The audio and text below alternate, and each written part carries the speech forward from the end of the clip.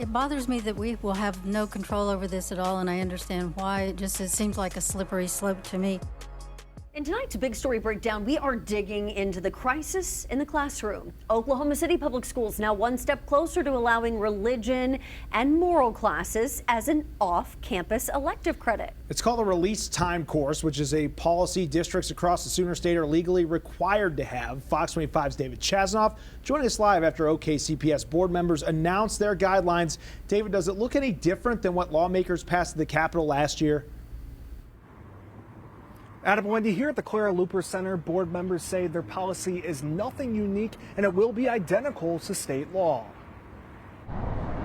This is a standard policy that every school district in the state is required to have. Monday evening in Oklahoma City marked the first step towards allowing OKCPS students to leave school for an elective class about morals or religion. The law has long said, under Supreme Court decisions, that that would be allowed so long as the school is not overly involved in how that program is carried out. This is happening because of House Bill 1425, which state lawmakers passed last year. The legislation allows students to be excused from school to attend a release time course for up to 3 class periods per week, or a maximum of 125 class periods per year.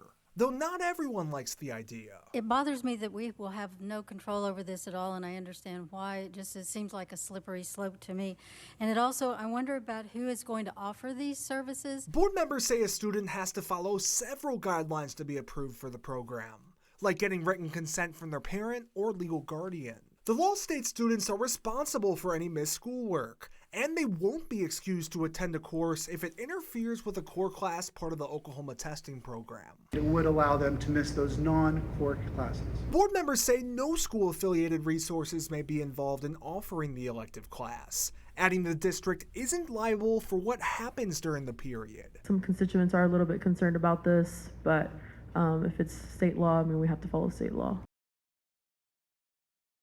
According to OKCPS, the independent group has to keep track of student attendance, and board members say the entity or a student's parent or legal guardian has to provide transportation to and from class. And I'm told board members will vote on this policy in May. Reporting live in Oklahoma City, David Chasnoff, Fox 25 News. Thank you, David. We reached out to multiple school districts today to see if any of them have adopted a policy involving release time courses. Mustang says they have not received any requests relating to House Bill 1425, but if they do, they will handle each one on a case-by-case basis. Right now, their Parents' Bill of Rights policy recognizes the right to be excused from school for religious purposes.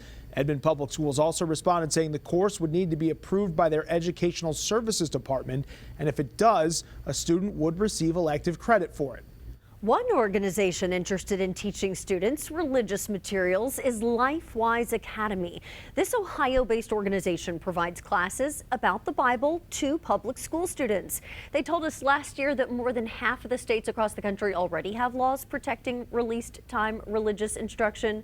Programs like this one work by picking up students, holding a lesson off property, and then bringing them back. These initiatives are privately funded and participation is optional.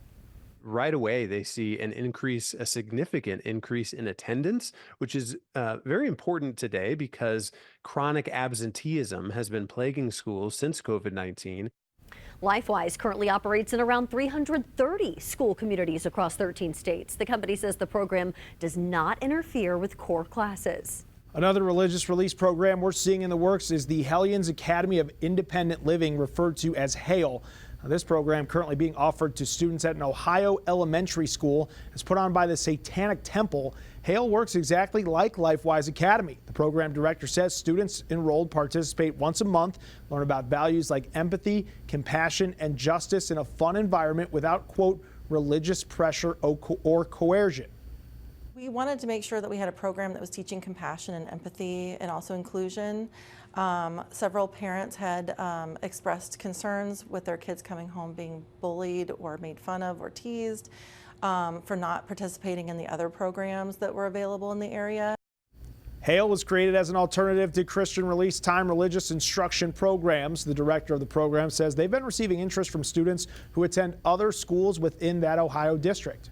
The State Department of Education has been facing challenges on bringing Bibles and religious materials into Oklahoma classrooms.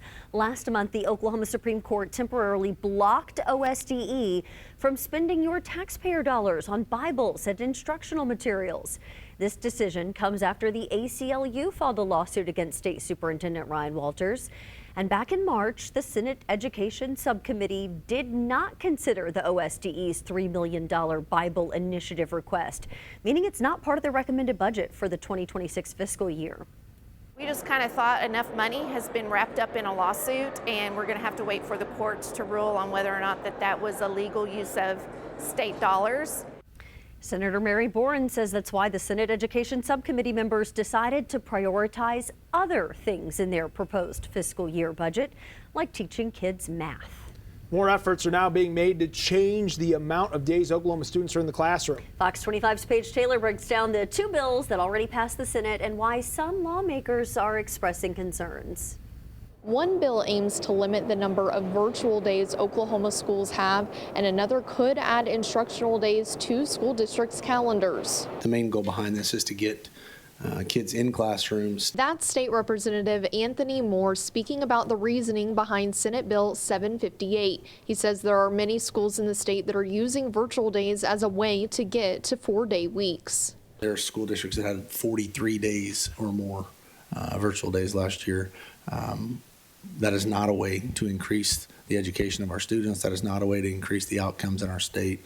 Some lawmakers pushing back on the bill. I'm also concerned that we're overstepping on local control too far. Again, I think we need the guardrails, but I feel like this might be too limited in scope for what schools are able to do. Another bill in committee on Monday would add an instructional day to school districts' calendars if the legislature appropriates at least $25 million more to the Oklahoma State Department of Education for that year than the prior fiscal year. That means if $25 million more was appropriated every year for the next 10 years, 10 days would be added over that time. I think the senator's perspective is if we're going to invest a significant sum of money, at least $25 million, we should ask that our schools spend some more time with our kids and increase their instruction time. Both of these bills passed out of committee. They'll continue to make their way through the legislative process as they inch closer to heading to the governor's desk. Reporting at the state capitol, Paige Taylor, Fox 25 News. Back in December, OSDE released its updated social studies standards for students in kindergarten through 12th grade. According to the new standards, first graders will be taught the purpose and meaning of the Oklahoma Pledge and identify stories from ancient religious texts like the Ten Commandments. The themes of biblical references and understanding continue throughout the high school level. In these standards, they champion the guidance that the Bible gave throughout American history. As we rolled out our Bible initiatives earlier in the year, this strengthens them by providing over 50 references to the Bible and Christianity. Representative Jim Olson refiled legislation this session to put the Ten Commandments in every Oklahoma classroom, but that bill did not make it out of committee. The legislature now looking through those new proposed social studies standards. State Superintendent Ryan Walters presented the standards to the House Republicans last week. Not everyone's on board here. Democrats from both chambers pushing back against proposed standards by filing joint resolutions, raising concerns about the way the standards were drafted, say they're worried about the influence outside partisan groups had on them. We've heard from Oklahomans from all across the state who have said that they do not approve of this process. The stakes are too high to allow for political interference to dictate what our children learn in the classroom. The legislature has 30 days from its receipt of the standards to take action. One of the joint resolutions would have to make it through the legislature just like any other bill in order to reject the standards. Otherwise, the standards could head to the governor's desk for his signature. State Superintendent Ryan Walters and OSDE are suing the Freedom from Religion Foundation. The foundation says they have not received a copy of the lawsuit from Walters and OSDE yet.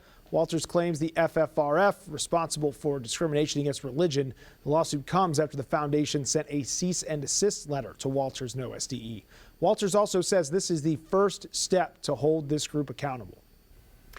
Now, 13 of Tulsa's public schools are off the failing schools list. This comes less than 2 years after State Superintendent Ryan Walters threatened a state takeover due to declining test scores. As Fox 25's Tanya Motorzycki explains, district leadership celebrating the win, but also acknowledging there's still work to be done. It's been a long, almost 2 years for Tulsa Public Schools trying to improve the district. Which 13? All right, I have that list. Dr. Ebony Johnson celebrating a milestone of getting 13 out of 40 schools off the comprehensive school improvement list. She says it's done so by looking at various improvements throughout the school year, including graduation rates, test scores, and students' absentee rates. Just working very closely with the school improvement team at the State Department, identifying which areas, which schools, and exactly what our task would be to get those schools off of that list. So understanding the frame of our issue. Many district schools have utilized artificial intelligence to help with reading scores in small groups to target students. Data, Johnson says, they can see in real time throughout the school year. With spring here and state testing happening within the next few weeks, I asked Johnson multiple times about state testing and if it's premature to say these schools are seeing success regardless of real-time data they can see daily on student improvements. We use common formative assessments to just determine how we're doing. Again, talking about the teach and reteach, looking at the data that's available to us to determine how we believe our students will fare out. We did get some really positive data around our mid-year assessment. So when we gave the map, we could see through that data that our students are trending in the right direction, which we're like, yay. And so if we continue to see that level of progress, which we believe we will in a few weeks, we know that our students will definitely show up and do their best. The district is sticking to what they're calling positive indicators to determine success instead of state testing. Joining the district Monday morning was State Superintendent Ryan Walters, who threatened a state takeover 2 years ago if the district did not see improvements. What you're seeing today is a true testament of what we've been dedicated to and the people on the ground doing the really hard work. So this is a tremendous success today. We're going to get to announce more of these schools coming off the list, so our record speaks for itself. Tanya Motorzycki, Fox 25 News. And that was your big story breakdown. You can learn more about Oklahoma City Public Schools' new release time course on OKCFox.com.